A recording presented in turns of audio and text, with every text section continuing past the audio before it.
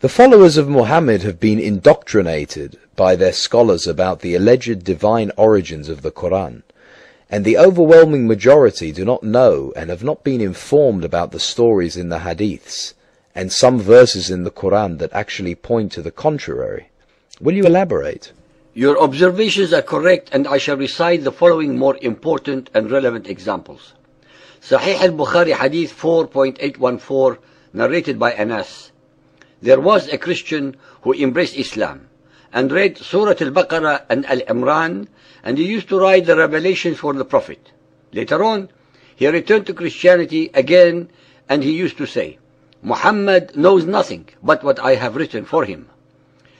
Ladies and gentlemen, this story relates to the fact that one of Muhammad's scribes used to modify his revelations so that they rhymed better with the full knowledge of Muhammad.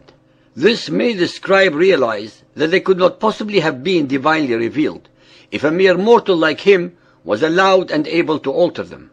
So he left Muhammad and his Islam and reverted back to Christianity. The following is a shortened version of a hadith regarding Muhammad's first alleged violent encounter with the angel Gabriel. Sahih al-Bukhari Hadith 1.3, narrated by Aisha.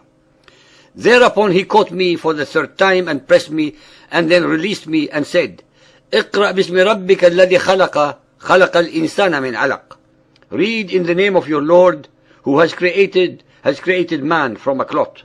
Then Allah's apostle returned with the inspiration and with his heart beating severely. Then he went to Khadija bint Khuwaylid and said, cover me, cover me.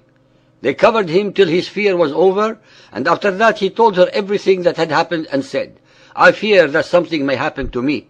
Khadija replied, never, by Allah, Allah will never disgrace you.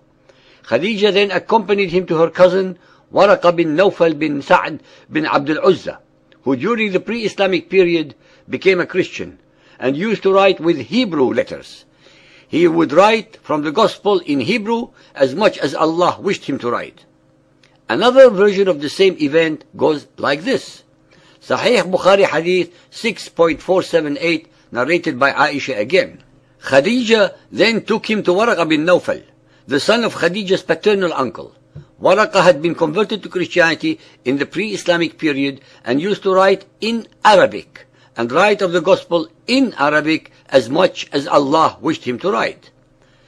The listener should be made aware of the transition in the two hadiths, from writing in Hebrew to writing in Arabic.